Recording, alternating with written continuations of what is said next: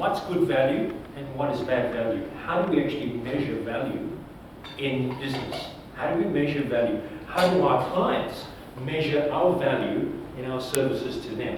Is that a good question?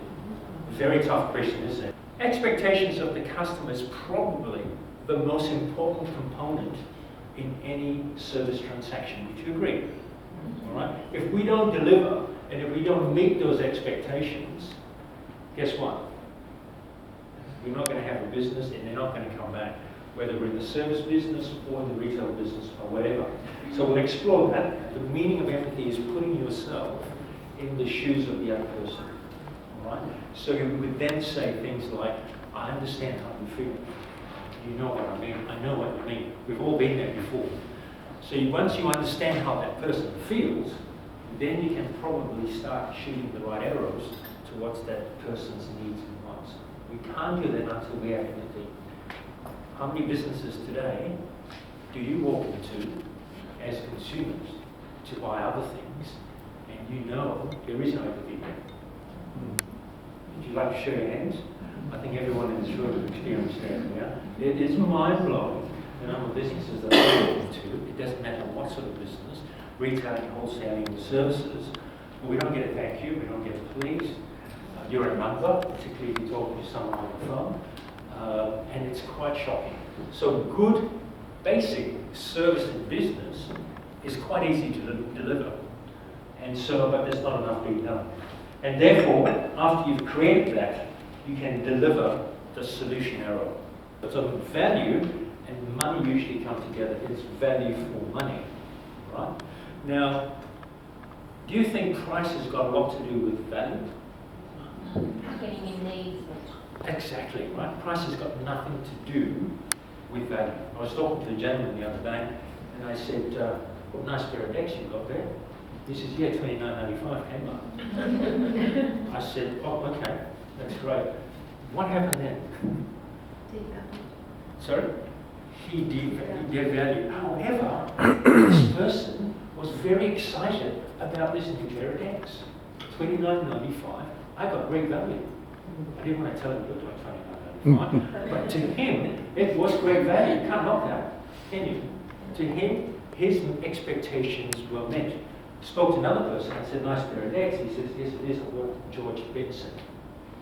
So immediately I thought, well, have to be in excess of $100, $150. To this person, they got good value as well. So who's right and who's wrong? They're both equally right. They're both happy because their expectations were met, and they both got good value. $29.95 or $150 in material. Why do you go to a particular hair salon? Why do you go to look what? To chill out, did you say? That's a guilt. To guilt, yeah. Some people want to escape. They go there. It's an amazing place. The hairdressers, it's a real psychologist there. There's communication happening there that usually doesn't happen in a lot of other areas. It's quite amazing. But yes, we go there to get a service. We like the hairdresser. We like what they do. Do we know what product goes on our hair? In most cases. Sorry? Not sure we want to know. You're not sure you want to know. Yes, we don't care because we believe that the hairdresser is providing the best product to go with the best service. We pay for that experience, don't we? All right? If we don't get that experience, no matter how good the product is, we won't go back.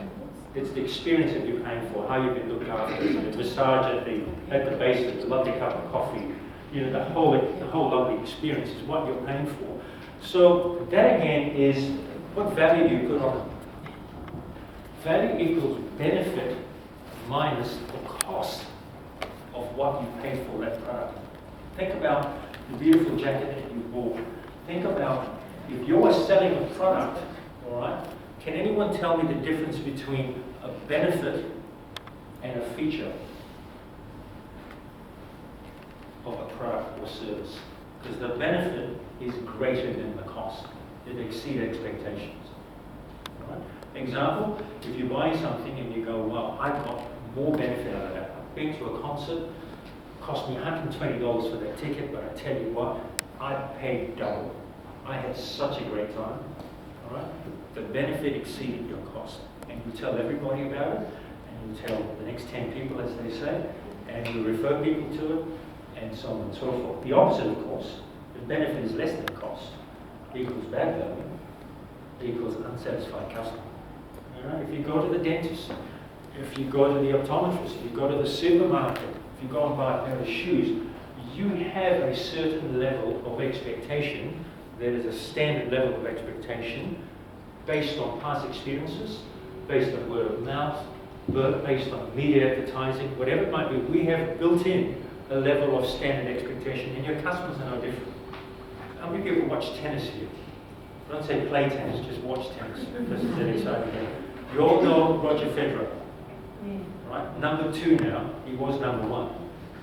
And he doesn't like it. I'm a fan of Roger Federer. And he was playing Nadal that time when he lost, and he went down to number 2. In fact, he was recently playing the US Open, and he finally got the number 1 the US Open for the 5th time. And I was thinking, I try to put myself in his shoes and saying, if you're at that top of the pinnacle, all right, you've got to deliver the very best every time. It's not just you, it's what, in his case, the world expects him to deliver above performance every time he gets on the court. It's a tough call, isn't it? Can any one of you walk on to any court, get up every day and go to your business and have that sort of weight on your shoulder, that you have to deliver above performance every time you turn up to work? Realistic? It's not that realistic. Think about it. Compare that level of commitment to a person like Roger Federer, hence the amount of pressure on his shoulders is enormous. Enormous to perform and meet the expectations of the public. And if he just performs and loses one match, he's still fantastic. Guess what? He's shot down in flames. You're not good. You're not as strong enough yet. But in the resilience and the toughness, it is a cruel world. Look at your business from the outside in. Mentally, yes. Physically, how many of us have actually looked at our business, whether we're providing services or whether we're providing a product from the outside of the business? Have we actually had a look at the appearance of our business? How many people have retail businesses? Okay. All right. What comes to their mind what do you think comes to their mind when they see your business? They are making judgments in their mind as to whether I should go into that business or whether I should actually approach that business for whatever reason it might be, if I'm in that market to look for that particular service or product. You know, expense comes to mind. Is that too expensive a business? Is it a nice business for me to walk into? I mean, I just did a gig with a bunch of optometrists, and we looked at this specifically. You know, what do clients see when they walk into an optometrist from the outside in? Is it too modern? Is it too expensive? Is it too old? Is it conducive for me to walk into? Is it accessible? Is there parking? All these things come to mind when we look at the business. Do the staff meet the culture of the business? The advertising on TV was fantastic. Now I'm looking at the business. It doesn't quite match what I've just seen on TV. Scary stuff. So does that all match? What is actually happening? So when we look at the business from the outside in, there's a lot of stuff that we need to look at. So how customer friendly is your business? Right? Now I talk about assets, staff assets, appearance, the smile factor, the servant heart, the enthusiasm of the staff.